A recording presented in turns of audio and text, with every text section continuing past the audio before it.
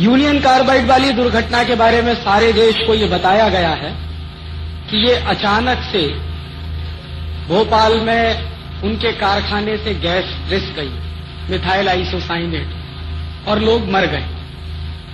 लेकिन उस union carbide के काम में बहुत गहरे में उतरा और इस कंपनी के बारे में बहुत केस स्टडी का काम मैंने किया मेरे विद्यार्थी जीवन में। और सच ये है कि भोपाल के कारखाने में 3 दिसंबर 1984 की रात को जो जहरीली गैस निकली थी वो अपने आप नहीं निकली थी, वो बाकायदा एक्सपेरिमेंट किया गया। भोपाल दुर्घटना एक्सीडेंट नहीं था, वो एक एक्सपेरिमेंट था। और वो एक्सपेरिमेंट क्या था? यूनियन कार्बाइड अमेरिका की कंपनी है और दुनिया में ऐसे अमीर देशों की ढेरों कंपनियां हैं जो हथियार बनाती। आपके देश में ये कंपनियां आती हैं, साबुन बेचती हैं, मंजन बेचती हैं, जूते चप्पल बेचती हैं, लेकिन ये कंपनियां अपने अपने देशों में बहुत ज्यादा हथियार बनाती हैं। और अमेरिका जैसे देश की आमदनी का सबसे बड़ा हिस्सा हथियार की बिक्री से आता है। इस देश की पूरी इकोनॉमी, अमेरिका की पूरी अर्थव्यवस्था हथियारों के व्यवसाय पर टिकी हुई। तो हथियारों का व्यवसाय चलना चाहिए, ये उनकी हमेशा की जरूरत रहती।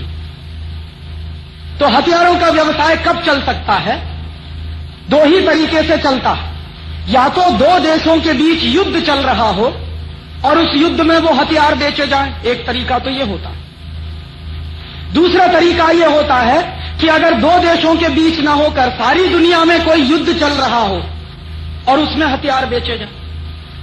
और आज के जमाने में सारी दुनिया में एक अघोषित युद्ध चल रहा है जिसको आप आतंकवाद कहते हो। ये जो आतंकवाद के लोगों को जो भी लगे हुए हैं उसमें, चाहे वो कश्मीर में हो, चाहे वो आसाम में हो, चाहे नागालैंड में हो, चाहे त्रिपुरा में हो, चाहे मणिपुर में हो, या किसी भी दूसरे देश के हिस्से में हो, इन सारे बड़े बड़े आतंकवादियों को हथियार भेजने का काम ऐसी ही कंपनियां करती हैं। एक बंदूक है, आपने उसका नाम सुना होगा, AK-47। ये जो AK-47 नाम की बंदूक है, ये अमेरिका की कंपनी की बनाई हुई। और ये हिंदुस्तान में कैसे आती? पहले अमेरिका की कंपनियां उसको चीन में बेचती, चीन उसको पाकिस्तान को देता और पाकिस्तान के माध्यम से फिर हिंदुस्तान में आती। और हर साल अमेरिका और यूरोप के बहुत सारे देश लाखों करोड़ रुपए का हथियारों का व्यवसाय करते हैं। और हथियार 2 तरह के होते हैं। एक तो वो हथियार होते हैं जो बंदूक की तरह के हैं, तो गोला बारूद की तरह के हैं। लेकिन आज की दुनिया में कुछ खतरनाक किस्म के भी हथियार बनते हैं जिनको हम केमिकल बम कहते हैं।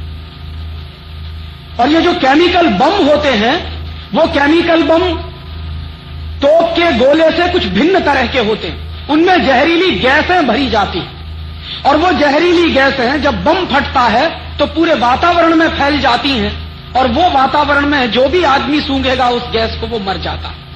तो तोप के गोले से ज्यादा असरकारक होता है केमिकल बम। और अमेरिका की ढेरों कंपनियां केमिकल बम बनाती हैं और उन केमिकल बम को बनाने के लिए 2-3 जहरीली गैसें इस्तेमाल होती हैं। एक गैस है, उसका नाम है फॉस्जील, दूसरी गैस है, उसका नाम है मिथाइल आइसोसाइनेट, और ऐसी 2-3 और गैसें हैं। तो ये जो भोपाल के कारखाने में गैस निकली थी वो मिथाइल आइसोसाइनेट थी। और मिथाइल आइसोसाइनेट गैस का ये टेस्ट करके देखना हो कि ये कितने लोगों को मार सकती है, ये अमेरिका में नहीं किया जा सकता, क्योंकि अमेरिका में वो मानते हैं कि लोगों की जिंदगी की कीमत बहुत है, इसलिए अमेरिका में नहीं कर सकते। और अमेरिका में ही नहीं कर सकते, अमीर देशों में कहीं भी नहीं कर सकते इस तरह के एक्सपेरिमेंट। कारण क्या है? कारण उसका एक सीधा साधा है कि उनके पर्यावरण के कानून बहुत सख्त हैं और सरकारों ने कुछ ऐसी व्यवस्थाएं बनाई हैं कि वहां के लोगों की हत्या नहीं होनी चाहिए कोई भी एक्सपेरिमेंट करने। तो ऐसी कंपनियां ऐसे प्रयोग करने के लिए, जहरीली गैसों के प्रयोग करने के लिए हिंदुस्तान जैसे देशों को तलाशते हैं। और यही हुआ था भोपाल। मिथाइल आइसोसाइनेट गैस निकली और एक रात में 10,000 लोग मर गए और पिछले 12 साल में 5 लाख से ज्यादा लोग बुरी तरह से प्रभावित हुए। अभी भी मौत का तांडव चलता है भोपाल। अभी भी लोग मरते हैं उस जहरीली गैस के असर से। वो उन्होंने बाकायदा खूबसूरत प्रयोग करके देखा, और इसी प्रयोग के बाद फिर अमेरिका की फौजों ने और यूरोप के देशों की फौजों ने केमिकल बम गिराए इराक के ऊपर। जब खाड़ी युद्ध हुआ, खाड़ी युद्ध में वही गैसों के जहरीले बम, वही केमिकल बम उन्होंने गिराए और उनको बराबर उसके परिणाम मिले। लेकिन बम गिराने से पहले के जो प्रयोग किए गए वो हिंदुस्तान जैसों में, ब्राजील जैसे देशों, चिली और कोस्टारिका जैसे देशों, कोलंबिया जैसे देशों, ऐसे गरीब देशों में जहां की सरकारें बिकाऊ होती हैं, वहां पर इस तरह के एक्सपेरिमेंट किए जाते हैं। तो ये जो भोपाल में जो कुछ हुआ था वो ऐसे ही दुर्घटना नहीं, वो हिंदुस्तान के लोगों पर किया गया एक्सपेरिमेंट है। और ये एक्सपेरिमेंट आगे और बढ़ेंगे, ऐसे ढेरों एक्सपेरिमेंट किए जा रहे हैं। एक विदेशी कंपनी आई है, हिंदुस्तान में दवा बेचती है, और वो दवा दुनिया के किसी भी देश में नहीं बिकती। अभी तक उस दवा के ऊपर कोई क्लिनिकल टेस्ट नहीं किया गया, कोई क्लिनिकल ट्रायल नहीं किया गया है, लेकिन यहां के लोगों के ऊपर उस दवा का क्लिनिकल टेस्ट और क्लिनिकल ट्रायल हो रहा है। उस दवा का नाम है नॉरप्लांट, बहनों के ऊपर हो रहा है।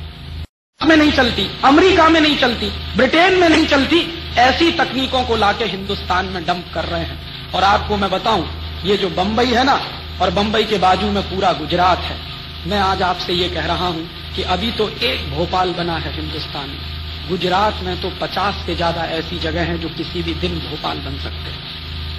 आपको मालूम है इस भोपाल, इस गुजरात की कहानी क्या है? ये गुजरात एक जमाने में कृषि प्रधान प्रदेश था, आज पूरा का पूरा प्रदेश केमिकल इंडस्ट्री वाला प्रदेश बन गया। मैं जब भी बड़ौदा से गुजरता हूं, जब भी भरूच और अंकलेश्वर से मेरी ट्रेन गुजरती है, सिर में चक्कर आने लगता है। बड़ौदा के लोग मुझसे बताते हैं, मैं जाता हूं बड़ौदा, पानी वहां का जहरीला हो गया, जमीन के नीचे से निकलने वाला पानी जहरीला हो गया।